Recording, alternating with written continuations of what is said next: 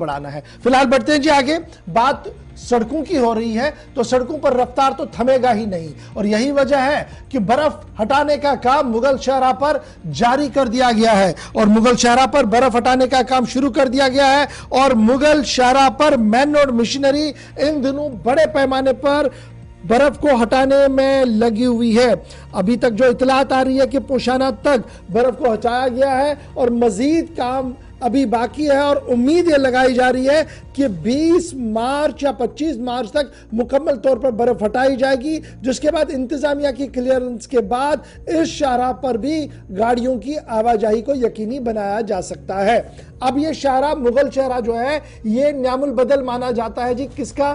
श्रीनगर जम्मू कौमी शाहराह का। लेकिन इसमें कुछ ऐसे दर्रे हैं जहां पर सबसे ज्यादा बर्फबारी पड़ती है, और उस वजह से इसको दिसंबर या जनवरी के आसपास बंद करना पड़ता है, और 2-3 महीने मुकम्मल बंद रहने के बाद जब मौसम का मिजाज बेहतर होता है तो इसी तरीके से मैन मशीनरी को लाया जाता है जो इस बर्फ को हटाती है। उसी तरीके से जिस तरीके से आप श्रीनगर लद्दाख हाईवे पर देखते हैं, गुमरी का मकाम हो, कैप्टन मोड़ हो, या आगे पीछे का रास्ता, उधर से बर्फ हटाई जाती है। ये पैच पर भी बर्फ हटाई जा रही है, और हमारे नुमाइंदे ने आज ग्राउंड जीरो पर जाकर ये तस्वीरें भी लाई और इंतजामिया मोर्चा चलाने वाले अफसरों से बात भी की, जानने की कोशिश की कि मजीद क्या कुछ प्रोग्राम और पॉलिसी उनके पास है।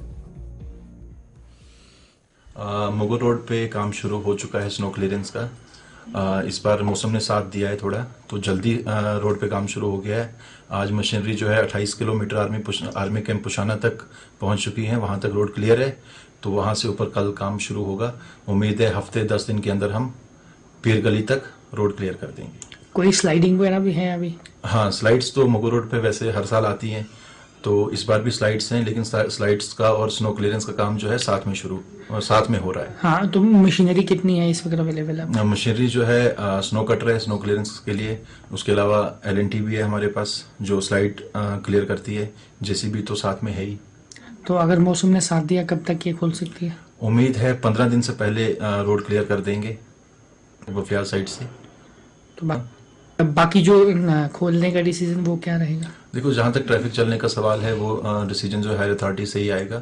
फिलहाल हम रोड क्लियर कर लेते हैं, उसके बाद कंडीशन देखते हैं, कहीं स्लाइड्स और फिर और तो नहीं आती हैं, तो अगर रोड ठीक रही तो बाकी डिसीजन जो है हायर अथॉरिटी से ही लेंगे। चलिए जनाब, आप देख रहे थे कि किस तरीके का माहौल है, और पोशाना तक मशीन पहुंच चुकी है, पोशाना से आगे अब ये जाएगी और मजीद 10 से 12 दिनों का वक्त लगेगा, जिसके बाद श्रीनगर, जिसके बाद मुगल शहरा यानी पुंछ रजौरी से जो रास्ता जाता है सीधे शोपियां से जाते हुए आगे अनंतनाग और फिर श्रीनगर से जाता है। और इसमें हमने पिछले दिनों ये भी देखा था कि इस शाहरा ने एक बड़ा काम किया था, जब श्रीनगर जम्मू कौमी शाहरा पर मेवा गाड़ियां दरमांदा थी तो इस शाहरा से बड़ी चीजों को निकालने की कोशिश भी की गई थी। इस तरीके का निजाम जो है वो चल रहा था। फिलहाल बढ़ते हैं जी आगे।